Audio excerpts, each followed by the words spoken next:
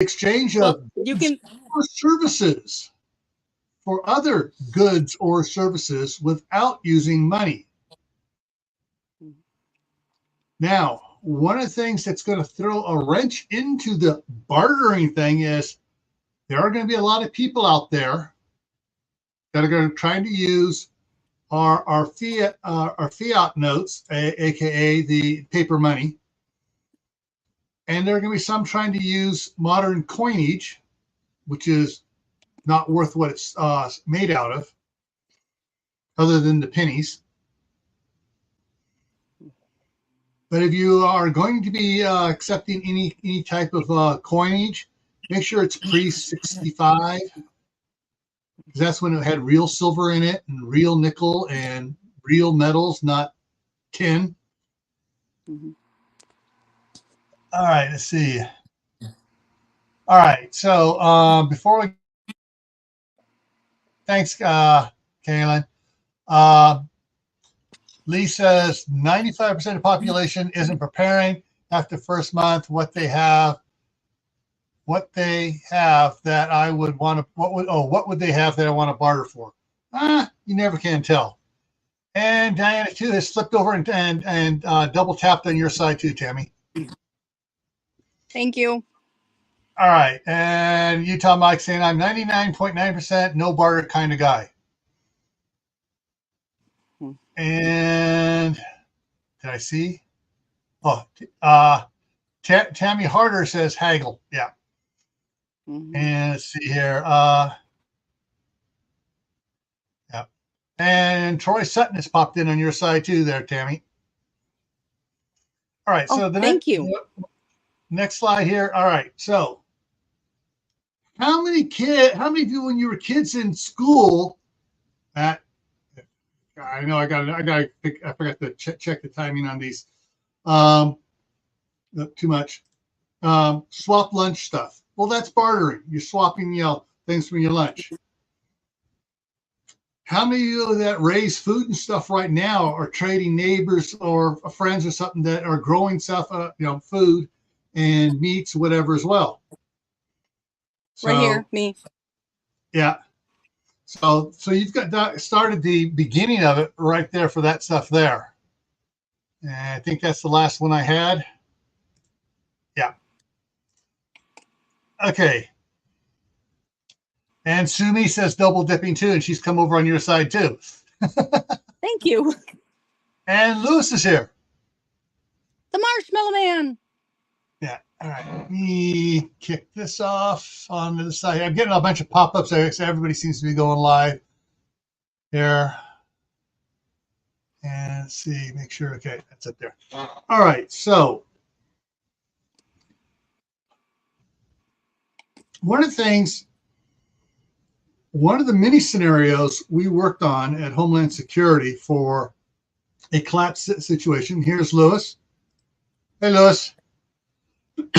And looks, there he is. He's moving slowly. Hey. One of the things we looked into is. Hey, how's it going? Pretty good. Was what is the general population going to be doing? How there are the problem was with working there is that there were certain people and other things trying to limit the information that was being put out on ready.gov, on FEMA, on DHS's sites and stuff. And they kept like every time we put up, try to get 30 days worth of food in your house, they kept changing it back down to 10 days or 7 days. And round and round with these idiots that were trying to actually hurt the American people. Professional politicians and their professional lackeys. And however, one of the things I did get out there for a while, and was sent out in a memo just to DHS employees about a year before I retired, was think about getting 90 days of food stored up. Dry goods, because dry goods keep practically forever, as long as you can keep bugs out of it and stuff like that. Right. Well, and then somebody else after I retired reissued that memo, and then it was reissued again in December of 2019. So, yeah. So you can take that as a hint that they want people to have. They want, some people were leaving, certain agencies alone to do that. A couple of the other agencies that put out 30, 60, or 90-day notices to their employee was like the Forest Service, the Department of Agriculture, Department of Interior. A couple others followed suit and put out, hey, get stuff. All right, this was a.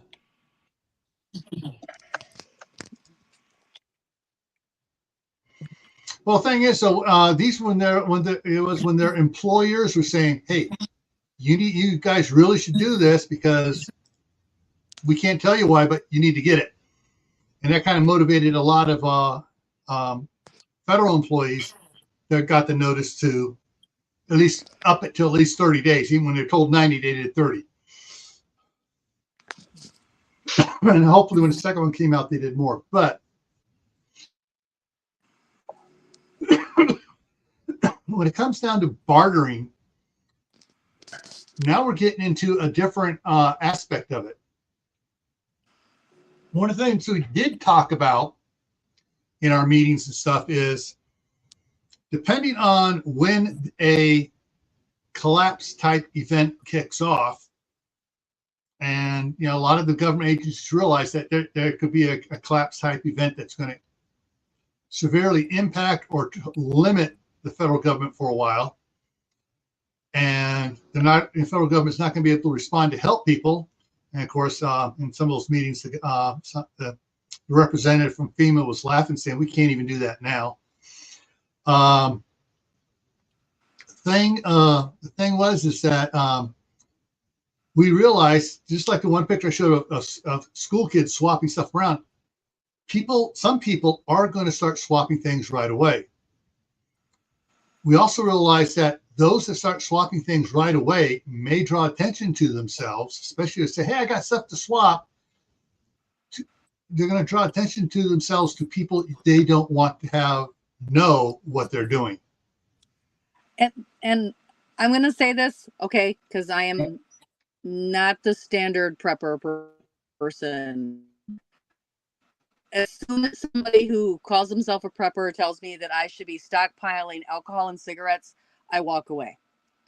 Because those are not the items I want to barter with anybody. And I know that makes a lot of people really angry.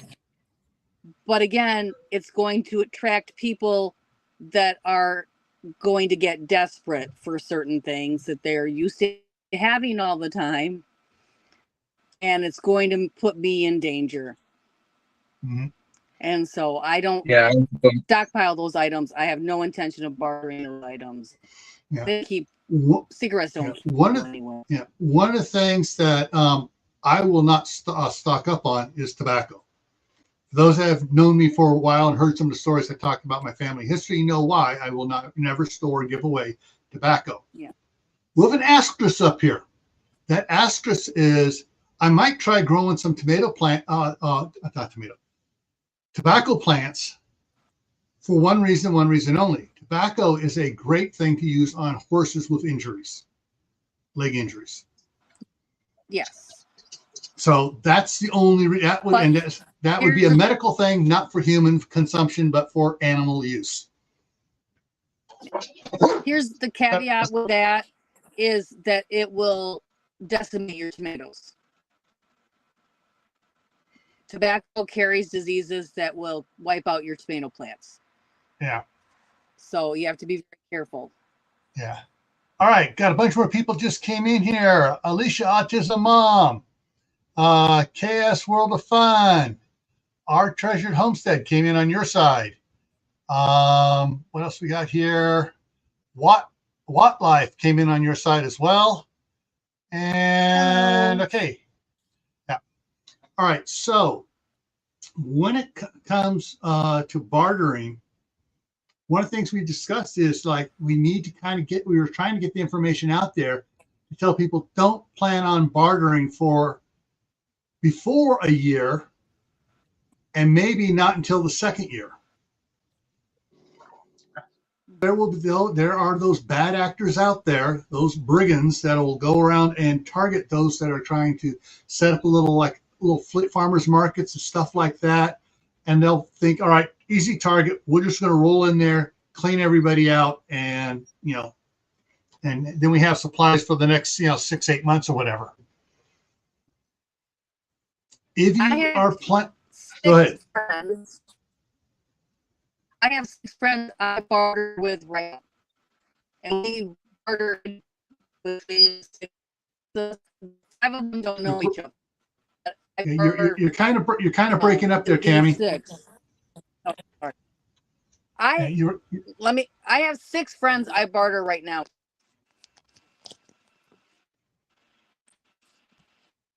Okay, Tammy said, but I think I picked up what she was saying there was she has 6 friends she's bartering with, and those are the only ones she's going to be bartering with. If you can do that already established and you're keeping a barter group small, let them know not if there is a major collapse or whatever, don't just start bartering with anybody. All right, looks like she's going to try to recycle through. One of the things. Yeah, go ahead, Lewis.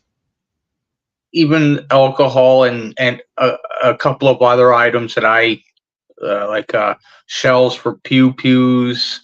I wouldn't barter. So there's another thing I wouldn't barter.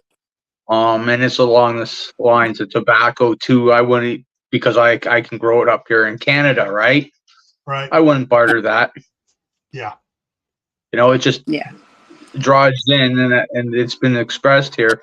It just draws in a certain element you don't want.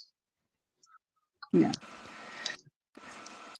Yeah, and that's one of the things. And it's not that everybody that uses those substances are bad people. I'm not saying that at all. I'm just saying that it's going to attract people.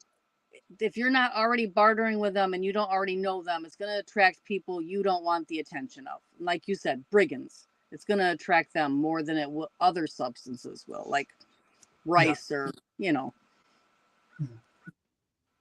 So personally for me, everything I learned over the years, everything else, I don't plan on bartering anything except to friends.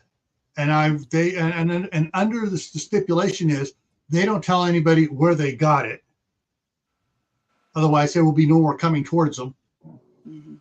And when they trade with somebody, they should do the same thing. Let them know, you don't tell anybody where you got this. Otherwise, there'll be no more bartering for a while. Yeah. One of the things to consider in a SHTF or Tawaki situation, there is going to be, if the event is that bad, there is going to be a die-off. You can't save everybody. You shouldn't try to save everybody.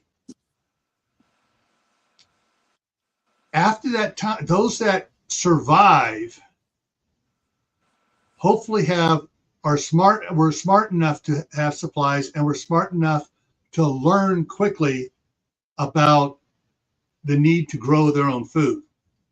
Now, one of the things to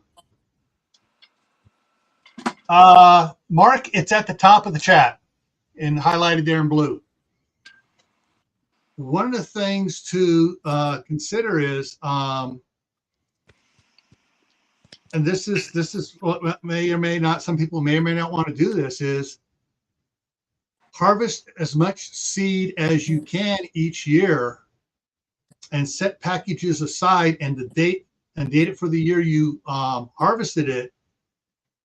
And if you have plenty of seed, more than you can use in 3 years, then that extra seed you can use to barter with people for either materials or for services. And okay, how do I put this? If you're bartering for services, seeds and stuff for services, one of the things you may stipulate is okay, we're giving you so much here. We want so much of the food back. Not a lot. Just all right. We're giving you packages to raise tomatoes, carrots. Well, we want a a couple dozen tomatoes.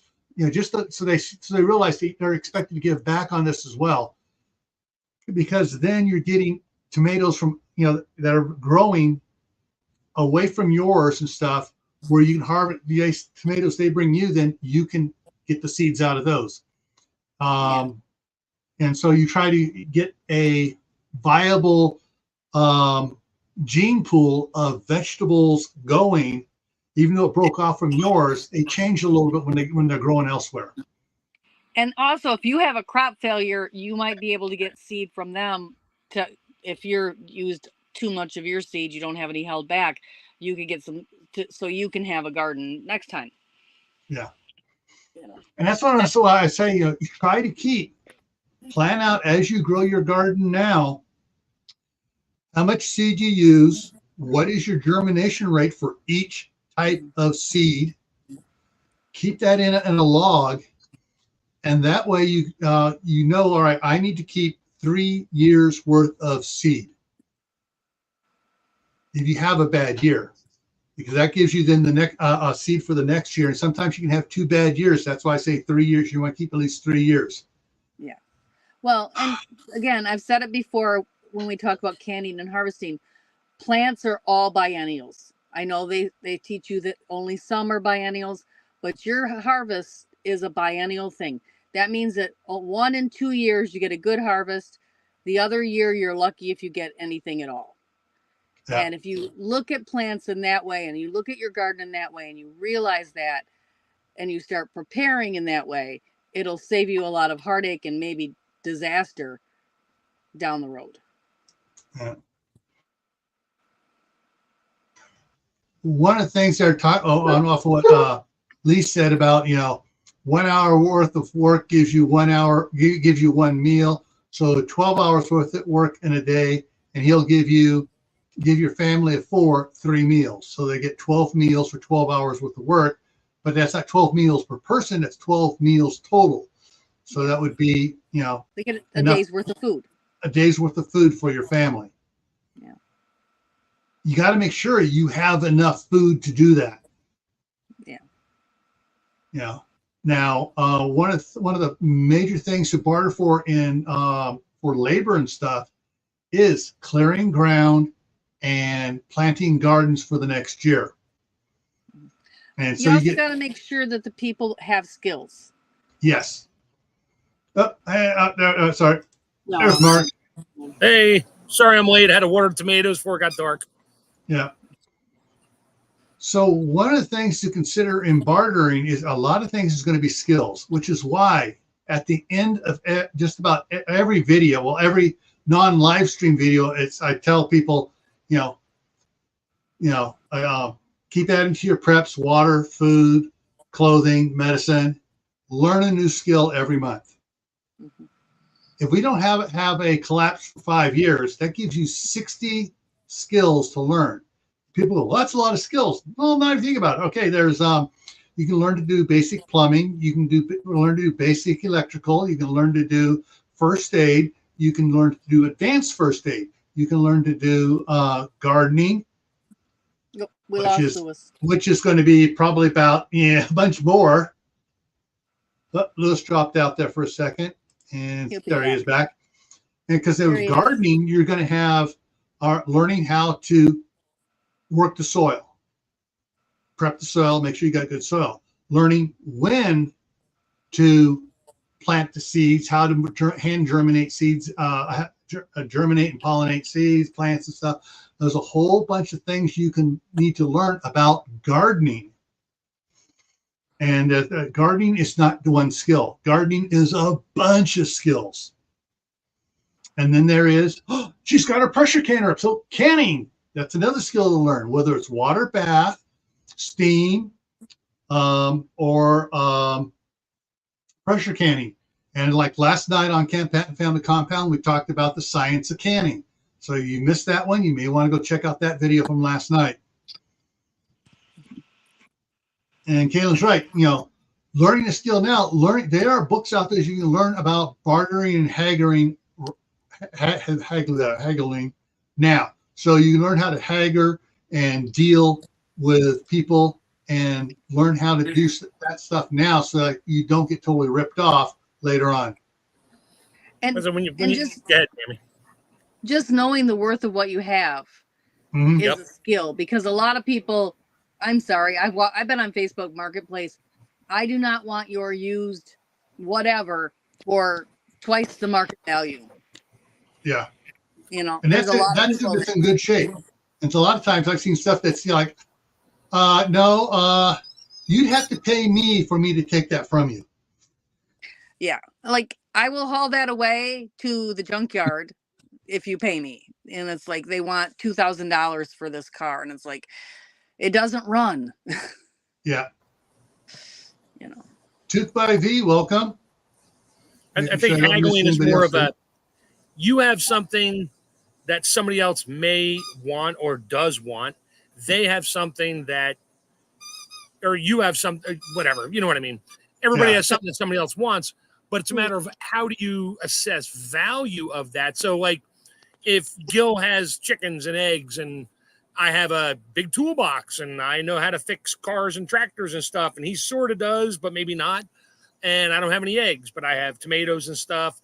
So I might be like, hey, if I fix your chicken coop, you need this, this, and this. What's that worth to you? Let them decide.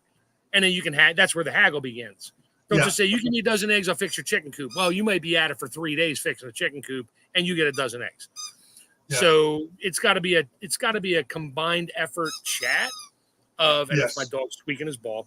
It's got to be a combined effort chat of, what do you have? What do I have? What do I need? What do you need? Let's figure something out that seems equal to the both of us, and then go from there. And then it turns into more of a relationship than just a haggle job. Yeah. I have a friend who Go ahead, Lewis. I'm sorry. Me and my neighbor, this spring, I busted up some stumps in my yard, and I would have had to wait an extra month, but I gave my neighbor a generator for him, and it was an upgrade for him. And he helped me out to get the stump buster that 1 month early, So yeah, it's all about what you need, what's it worth to you, what's it worth to them, what do they need, and there's lots of stuff, but people don't think about it until you need it. You can't figure out how you're going to barter ahead of time until the time comes, and then you figure it out. I have a friend who she needs her chicken coop cleaned out in the fall. So my boys go over and clean out the chicken coop for her in the fall. And I always go home with like a bushel of apples and some herbs and maybe a live rabbit. And, and then if I need something, I'm like, hey, do you have it? She's like, yeah, let's barter, send the boys over. They'll clean out the horse barn, so it always works out. It's really nice that way. Yeah. Labor is a great barter tool. Yeah. Big time. The last place I lived at, I was cutting trees down off of farmers' fields to help clear out the way. They said I could take it, and some of them needed some of the wood, so I cut it up and split it, but I got to take some home for free, right? And so I cut it up and split it, and I sold it as firewood. One guy was my four-wheeler mechanic. Another person, because I don't have a license, somebody else gave me rides for a winter's worth of wood, Nice. Each. Yeah. Nice. So start developing these type of relationships now puts you that much farther ahead of the curve in a collapse situation. Yes. The haggling does not have to be adversarial. Haggling could be simple as, I'll give you this. Oh man, how about this? And you kind of just, it's maybe like instead of 4 of this for 3 of these. It might be 5 of this for 3 of these, or 5 of this for 4 of those. Bring it up a little bit, a little more even. You work out just simply. You're not really trying to be beating someone to death to rip them off. You're just trying to make it even, so both parties feel they got a deal.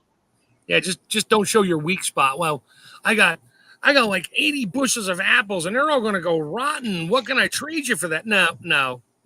At that point, it's like, I'll give you $2 a bushel. Well, they're worth 20. It's like, I'll give you $2 a bushel.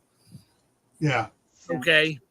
I'll take 2. Now the rest go rotten. Now what are you going to do? You're going to call me up and say, I'll take that $2 a bushel. It's like, dude, those are deer apples now. Yeah. I don't want them. Yeah, you have to be timely with this stuff too. Yeah. You can't wait until it's almost rotten and then expect somebody to give you top dollar. You have to be, you have to have a network before place. Yeah. One of the things I want to address is what Tammy mentioned earlier about she doesn't want to store alcohol and stuff for trading, and what Lewis mentioned about trading ammunition or firearms. Yeah. For me, ammo, no. Unless someone trades to me ammo for food, and I don't need that ammo, but I have a good friend over here, Tammy, and she has that rifle that I don't.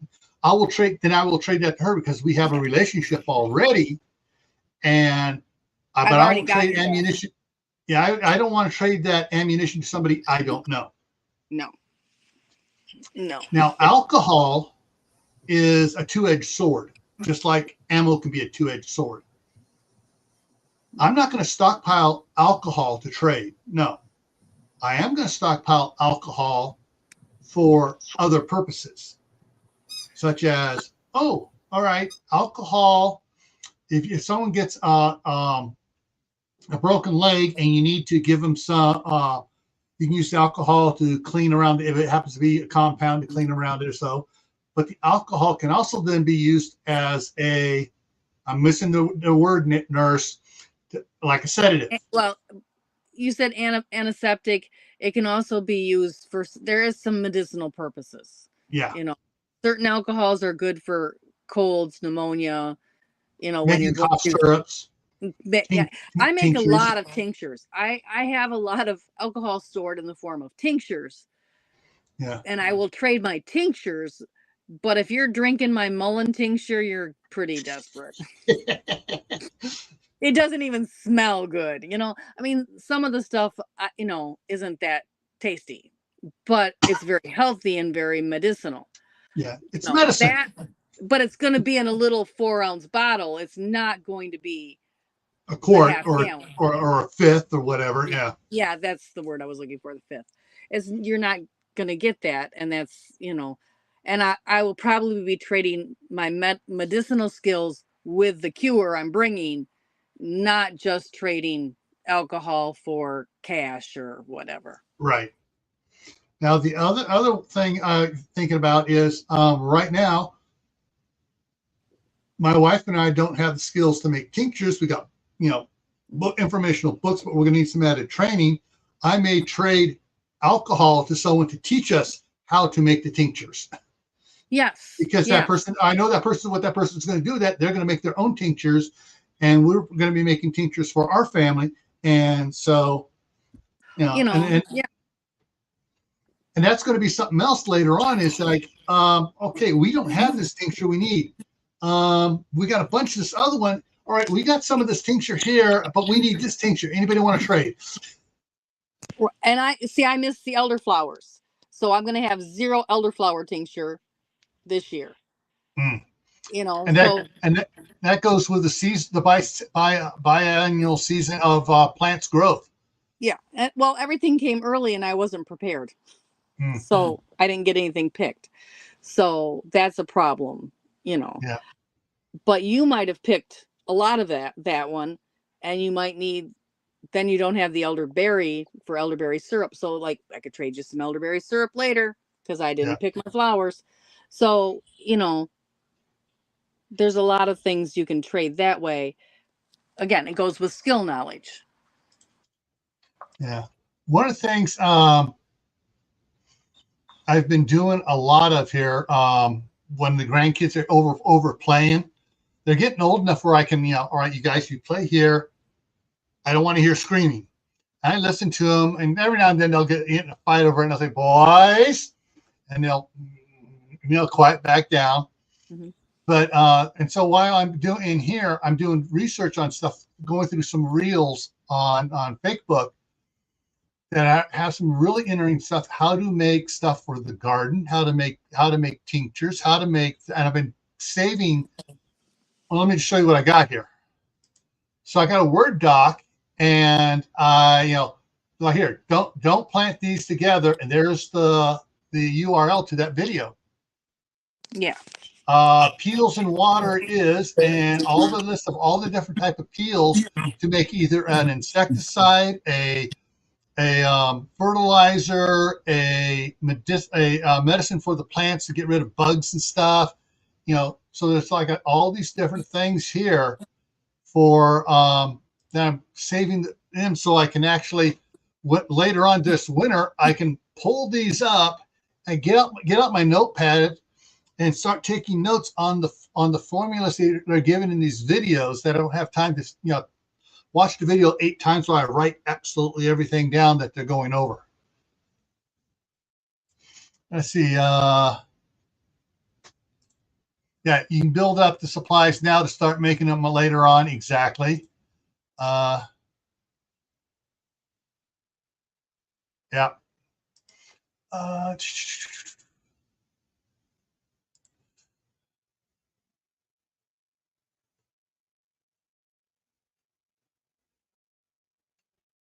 Yeah, that's the thing too. Yeah, if someone's really trying to charge high, and it's like, nope, I'm out of here, and they'll either lower it or they'll say, okay, you'll take your price. Yeah, I'm sorry, dude. I don't need it that bad. Yeah, but food is the ultimate bartering item, unfortunately, for those who never did anything. Now and it's a sad moment because what do they have? By the time they're looking for food, they're too weak to do labor. They're willing to trade their firstborn for, please take my kid and I'll leave, just feed them and bring them, just raise them. It's like, no. Yeah. Yes. No, I don't know. How do you deal with that? I mean, we did this. That was something I thought about beforehand. I wanted to talk about. Before I did, Denise is here. Hey, Denise, she came in on Tammy's side. All right. We did that with you a few months ago. I also did it with Shadow Scout. Did it too. Yeah. It's like it's a hard thing to deal with, and it's bartering, but this is called extreme early stage bartering, not after people have kind of figured themselves out and I'd really like some eggs, and you really need to fix my tractor. Yeah. All right. So here's a couple things that on that which you pros. You talked about, here's my firstborn or my secondborn or whatever. You think, hey, back at the time of prior to the Revolutionary War, for the 100 years or so before that, there was a term called indentured servant. Yeah. And people would sign up to be an indentured servant for 10 or 15 years if the person they're signing up as the servant for would pay their way for the passage to get from England or from Denmark or wherever to the New World. So you may find people willing to sign up their children as indentured servants or sign them up to as an apprentice for some. All right. Here comes to mind. How many of you remember the movie with Heath Ledger, A Knight's Tale? Oh yeah. His father signed, got him a sign, trade, whatever, as an apprentice to a knight, to be a squire and to learn and do everything. Other people would that knew one trade would get their sons, young sons and stuff, when they had multiple kids, a lot of kids, would get that one kid and go to another, you just lost the word, profession, like a tanner or a thatcher or a woodworker, so they could learn that as well. And since they came with a little bit of skill already, they would do that, and you would get so much time, the family would get so much in return every year that kid was working with them as an apprentice. So that's another type of bartering that may come back, not the first year, not the second year, maybe the third or fourth year, when people realize we need more skills in our group. We're going to, do stuff like that. Yeah, And I'll Lord take Tanaka, I think that's right. I can't. Takanka. Tatanka, yeah. All right. Yeah, it's like, yeah, I'll take your. We're talking about everything. We're talking about both. We're talking about starting now in peaceful markets, developing relationships with other people to trade with, getting ready for a collapse type event. And so you have some skills. You've learned the bartering skills and the negotiation skills, the haggling skills now, so you can use them later on. And you realize what is going to be the best stuff to barter or trade when the time comes. Yeah, not like, we're hungry. Will you take my kid and teach him to do this? And then the kid is like 15 years old and starts, he runs back and says, Dad, this guy's got everything. And then he gets his gang together and then you're done. So, yeah that's not bartering. That's community issues. I'd rather take a 12-year-old and it's like, I'll take your 12-year-old. You're going to leave with me for a year. I'll teach him all this stuff and you can come back in a year. If he leaves before then, we're going to have problems. Yeah. And I'll feed them, clothe them, house them. But bartering is beneficial right now in our society with inflation. Oh yeah. I mean, I have bartered for things. I bartered for 47 dozen eggs not that long ago. Or didn't you barter for like 1,000 potatoes? No, I was just gifted. 500 pounds. That was one of those gifts. Yeah, that's right. Yeah, that was a gift. That was gleaning out of a field. But then I re-gifted some of those potatoes to other people, and my kids still won't eat them. But anyway, but I do very well right now bartering with people. Yeah, and it helps me live within my means. Yeah, right now. Yeah, the farmers markets and stuff. Some of the farmers will trade stuff, will barter. Others, because they sell out on everything, so they know we're selling it out at this price. A lot of farmer markets are on Saturday. Certain areas they're on Sunday. So there are peddlers fairs too, which is sort of like a combination farmers market and everything else being sold too. Yeah. We call those flea markets here. Yeah. Well, the flea market is over at the drive-in. They move it into the drive-in. That's what the flea market is. The peddler's fair is usually crafts and stuff and antiques and stuff. People, it's a little bit more. Yeah, we get mixed match stuff. Farmers market, they got everything from crafts to honey to jellies to the guy that shows up with his big truck from the local farm, brings his produce. I talk to him because I trade him. Last year I did a couple times. I brought him a bunch of bags of his, I forget the name of the yellow apple, little tiny thing, super sweet. I freeze dried them. And I brought a small bag and let him try it. He's like, oh, these are great. And he loved it and his family loved it. And then I brought him like 2 or 3 bags and he gave me a half bushel of apples, same apples. Mm-hmm. I was like, here, he knows how much time and energy and how much money the freeze dryer costs, but he also knew I wanted more apples. So he knows you wanted some for yourself.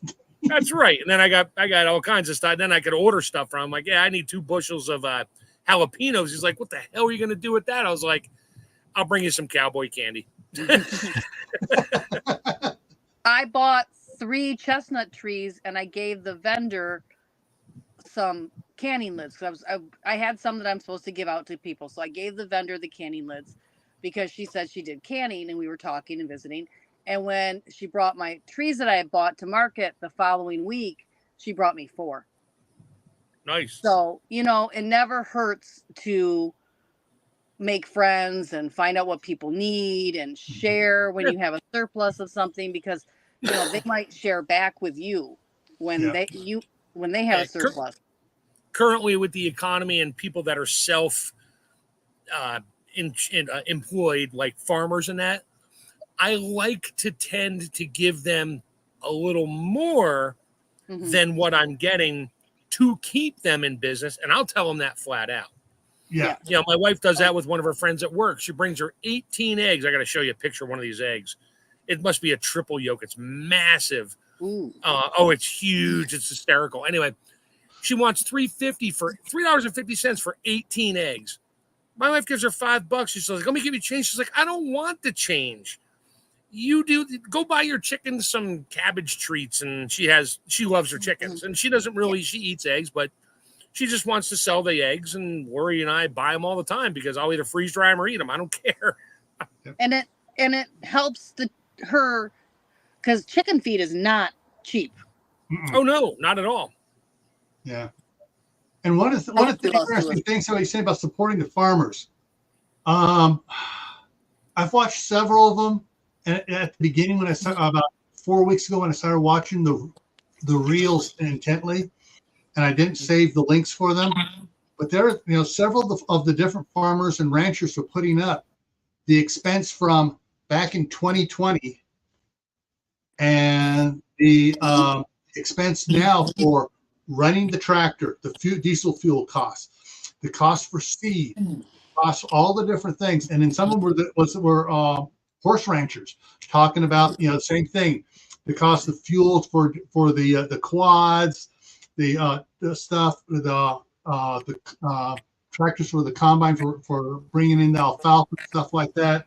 Yeah, and maintenance and everything else that goes with it. Yeah, and the differences and everything, how much stuff has gone up, and it's like you realize, I'm deviating here off the rail here with this one here. You realize that certain people who are buying up all the farmland and making it sit vacant have an agenda. That's another episode you're going to do. Yeah, that's another episode. But I'm just saying, what's going on with our farmland? Yeah, if you have a chance to support farmers, the small growers, the big growers and stuff in your area, try to do it. Also, when you're talking to them, let them know is that question them about certain things they're putting on the crops. You're not using Grazon, are you? You're not using I'm not going to mispronounce it again, Mark. Glyphosate. Oh, glypho, like PHO. Glyphosate. There you go. Yeah, we got you. Or any of these other things. You talk about them, and if they say no, I don't use any of that at all. Give them a little extra and tell them this is before you do keep not using that crap. Yeah. Hey, Teresa Buchanan. So yeah, there's a lot of things going on. One of the things that I'm noticing again, of course, I haven't seen that stupid crop duster come over my place after doing the field over here. I think they got a different thing on the field this year, so he's not spraying because they got cows out there grazing instead of raising sugar beets. So he's Yay, not in our area, but he's spraying other areas, and it's like, people are complaining about their crops dying. And I just have to say, hey, the crop duster guy's overspraying the area. So if you can find out who he, find out who he is, take other actions. But that's the thing is you want to try to grow as much healthy food as you can. Here's a tip, Gil. If you go on there's a beekeeping app and it's nationwide, and if you register your beehive, they're not supposed to overspray on your property where you have a beehive. You can register that. Yeah. The thing is, the one of the neighbors between me and where he was spraying, that he oversprayed theirs too, they have a bunch of bees over there, several hives. Yeah, he can get in big trouble, at least in my state. I know it might be different in your state. if he does that and you're registered on that website. Yeah. All right. Yeah. So when it comes to bartering, like I said at the beginning, for me, I'm not going to be bartering the first year or maybe the first 2 years, other than the couple of people here in town that we're already doing stuff with. Mm-hmm. Someone comes from outside of town. Yeah, It's going to be, why are you here? Yeah. Oh, I heard you have Who eggs. sent you down here? Nah, I don't have eggs. Get off my property. Yeah. But my eggs are full of lead. You'll die of lead poisoning if you stay on my property. But the thing is, they drank that water from Flint, huh? Yeah. Oh, yeah. Yeah. Some stupid Flint eggs. Yep. Oh, okay. All right. Luce is on here twice, so let me go ahead and remove that. There he is. There we go. There he is again. Yeah, I had to remove the other one because I guess he lost track of the other one there. So when it comes to bartering, plan on developing stuff now, contacts, work with those contacts now. Don't plan on adding anything for at least a year or 2 years after there's a collapse. I know it's going to be kind of hard, especially when you have people come along, asking for food and stuff. But unless you have a lot of people in your group, and it's, to me, like unless it's a family with little kids, like if they got a bunch of kids and they're aging from 4 to 15, if they have that type there, and and they're coming along and they have a suburban and they got tents and stuff, and they go, they're just, or they're saying, hey, we're trying to get them there. We need to earn food and stuff so we can travel, whatever. Maybe. That depends on the vibes I get off of them. Yeah. But one thing I would say now is start learning your skills. There are all sorts of skills you need to learn. I know Tammy has a bunch of these skills. Let me see if I can pop this up on the other page here. And make that large. Come on, give me the books. Going to my wish list here. On Amazon. Okay, here we go.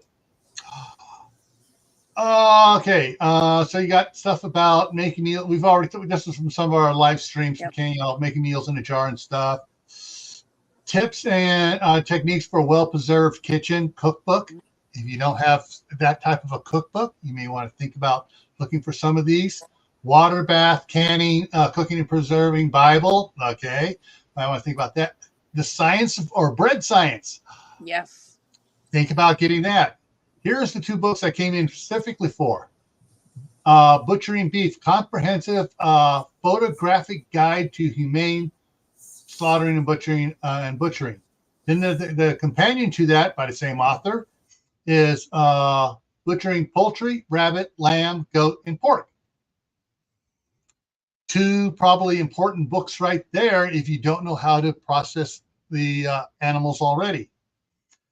Oh, The Lost Book of Herbal Remedies. Yeah, I'm looking for one of those right now. Yeah. Companion Planting. Roses Love Garlic. The Prepper Survival Guide complete, series there. A lot of books, some of the military guides, this stuff here is just, good things to have. Gardening under lights. If you got a solar system and you have a basement and you can do a greenhouse indoors in the basement, this is probably a book you might want to look at. Year-round indoor salad gardening. Yeah.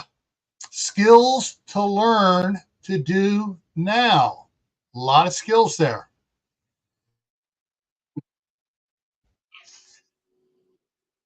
All right.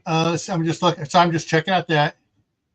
Okay, good question. Do you think arranged marriages are going to start happening in America post collapse? Yeah, Um, to a point, maybe. It could. I don't see it in the first, several years.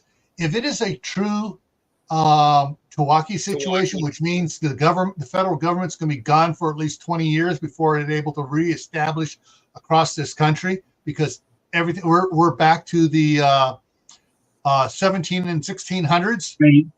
I could see that alliances between groups. I could see that being a possibility. I could see that being a different type of possibility, more along the lines of Romeo and Juliet. These guys are kind of getting along, but they're still in, and then all of a sudden their kids fall in love. Maybe. I could see that happening. But as far as, all right, to do an alliance, we're going to do this. It's like, I don't see too much politically done. I could see, because, all right, it's like we could be related to everybody here shortly. We're going to need to, trade gene pools. I just want to make one point, and I want to make it very clear. As a woman who has an extensive knowledge of poisons, you better make sure that the girl is in agreement with this idea. Yeah. Yeah. Yeah. All I'm going to say on that subject, you- I think in a lot of these scenarios, people think that the people are defenseless. Yeah. And they're not. Mm-mm. Yeah. If you give me 2 cows and a pig, I'll let your son marry my daughter. Hey, that's the way it used to be. Yeah, it's still the same way over in Africa and other nations right now. But yeah, Yeah. I get it to a point, and back because they don't know any different. Now it's a little different now. Yeah. So if I told one of my daughters, well, they're all married now, but if I told one of my daughters, you're going to marry Bob over here next door because he's going to give me his Corvette, she'd be like, yeah, Dad, I know where your guns are hiding. Or she'd go, no, Dad, you don't want to do that. I'll go marry so-and-so and he'll give you his 4x4. Yeah, right. Hey, sometimes I'm going to say it. Sometimes the teenagers are smarter than us adults. Sometimes. All right, we're hitting the time here. I believe Lee Cold War Prepper is going to be going live here. Yeah, he's off to set up. He's off to set up his live stream. I'll post that link here in just a minute here. But coming up here, Thursday, Tammy's going live at 12 o'clock Eastern, noon. At 8 o'clock, that'll be 8 o'clock. That'll be 10 o'clock Eastern time. I'll be doing the midnight ride because it's midnight down in Rio. It's midnight somewhere else besides here. So we'll have the midnight ride with Grayman Prepping on Thursday evening. Then on Friday, the topic which was suggested by one of the subscribers. This is over on my other channel, Camp Patton Family Compound. Is DIY solutions for daily problems. And I got a bunch of little notes and stuff that people have been emailing me to help out on that topic on it. So we'll be doing that. And then, by the way, let me throw up that other banner here. If you have any suggestions for topics, that's the email to send it to for both channels. Saturday here on Grayman Prepping, personal safety when alone. We're talking now, as well as after things go wonky. So we're going to be talking about that, and I got some neat stuff, scary crap that information came across having to deal with Apple apps and your safety or unsafety. Next Monday on Camp Patton Family Compound, we're going to be talking about canning high acid food. And then next Tuesday here for Tactical Tuesday, we're going to be talking about fish mocks and medications and stuff like that. And during that live stream, we'll be doing a lot of code words. The AI's on a rampage about that topic, so we'll be dancing around it on that. All right. Let's see what else we got here. Wood screws, appropriate drivers will never go out of style. My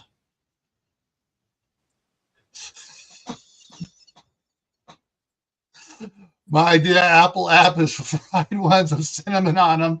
I love that. And a little maybe a little brown sugar sprinkled on there, or a little caramel syrup on it on top of the ice cream. All right. All right, everyone. I want to thank everyone in the side chat for coming in and their comments and everything else. Thank you, Tammy, Lewis, and Mark for coming up here and helping me up here. As always, everyone, stay happy no matter what life throws at you. Stay safe. Don't go out and do anything foolish. Keep adding to your prep. Water, food, medicine, clothing. Learn a new skill every month. Yeah. All right. And try to grow some indoor food so that during the wintertime you can have fresh vegetables, whether it's lettuce, celery, whatever it is. Grow stuff that you can grow year round indoors. Okay, hang on. What's that we got here? Randy says, when is the safety stream? Hang on, let me look at the schedule here. So we got personal safety on Saturday. Personal safety on Saturday is the safety one. There's the main safety one coming up here, and I got another one set up. Another thing about safety for children coming up in August for teaching children situational awareness as they're going back to school. So those are the safety ones coming up here. All right, everyone, head on. Oh shoot, I forgot to put it up. Dang. Let me throw up the link here for. Let me get it open here real quick for Cold War Prepper. Come on. Okay, here's the link for Cold War Prepper. He's kicked it off right now, so he's going there. Come on, there. All right, there's the link to Cold War Prepper. See you guys over there. Take care.